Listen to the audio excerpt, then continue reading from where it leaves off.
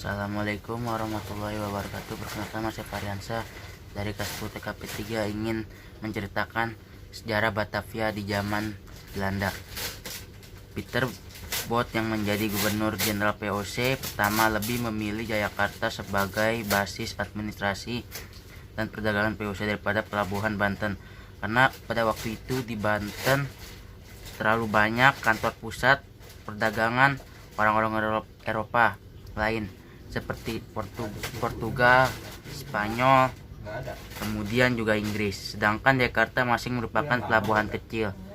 Pada tahun 1611, VOC mendapat izin untuk membangun satu rumah kayu dengan fondasi batu di Jayakarta sebagai kantor dagang. Kemudian mereka menyewa lahan sekitar 1,5 hektar di dekat muara di tepi bagian timur Sungai Ciliwung yang menjadi kompleks perkantoran, gudang, dan tempat tinggal orang Belanda, dan bangunan utamanya dinamakan Nassau Huis. Ketika Jan Pieter Zoon menjadi Gubernur Jenderal tahun 1618 hingga 1623, ia mendirikan lagi bangunan serupa Nassau Huis yang dinamakan Mauritius Huis, dan membangun tembok batu yang tinggi di mana ditempatkan beberapa meriam. Tak lama kemudian ia membangun lagi tembok setinggi 7 meter yang mengelilingi area yang mereka sewa, sehingga kini benar-benar merupakan satu benteng yang kokoh dan mulai mempersiapkan untuk menguasai Jayakarta. Dari basis benteng ini pada tahun 30 Mei tahun 1619, Belanda menyerang Jayakarta yang memberi mereka izin untuk berdagang dan membumi hanguskan keraton, serta hampir seluruh permukiman penduduk. Berawal hanya dari bangunan separuh kayu, akhirnya Belanda menguasai seluruh kota.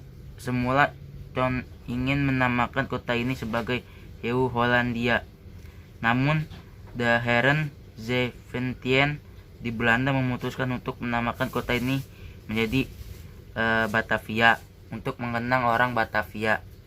Jadi Pieter Zoon menggunakan semboyan hidupnya Desperate Nien on the Seat au Pichnen Night One God is Made Ons menjadi semboyan atau moto kota Batavia. Singkatnya Disperen Niet, yang berarti jangan putus asa. Pada 4 Maret tahun 1621, pemerintah Stad Batavia, kota Batavia, dibentuk satu. Jayakarta dibumi ratakan dan dibangun benteng yang bagian depannya digali parit. Di bagian belakang dibangun gudang-gudang, juga dikitari parit, pagar besi, dan tiang-tiang yang kuat selama 8 tahun. Kota Batavia sudah meluas 3 kali lipat. Pembangunannya selesai pada tahun 1650. Kota Batavia sebenarnya terletak di selatan kastil yang juga dikelilingi oleh tembok-tembok yang dipotong oleh banyak parit.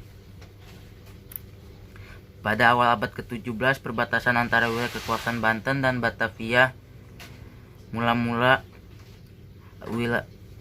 dibentuk oleh Kali Angke dan kemudian Kali Cisadane. Kemudian sekitar Batavia menjadi kosong. Daerah di luar benteng dari tembok kota tidak aman, antara lain karena gerilya Banten dan sisa prajurit Mataram tahun 1628 hingga 1629 yang tidak mau pulang. Beberapa persetujuan bersama dengan Banten 1615 hingga tahun 1684 dan Mataram 1650 menetapkan daerah antara Cisadane dan Citarum sebagai wilayah kompeni baru. Pada akhir abad ke-17, daerah Jakarta sekarang mulai dihuni orang lagi yang digolongkan menjadi kelompok budak belian dan orang pribumi yang bebas. Pada 1 April tahun 1900 nama Stad Batavia diubah menjadi Gemeente Batavia. Pada 8 Januari 1935 nama kota ini diubah lagi menjadi Stad Gemeente Batavia. Setelah penduduk Jepang pada tahun 1942, nama Batavia menjadi Jakarta oleh Jepang menarik hati penduduk pada Perang Dunia Kedua. Itulah kisah sejarah Batavia. Billahi taufiq wal hidayah. Wassalamualaikum warahmatullahi wabarakatuh.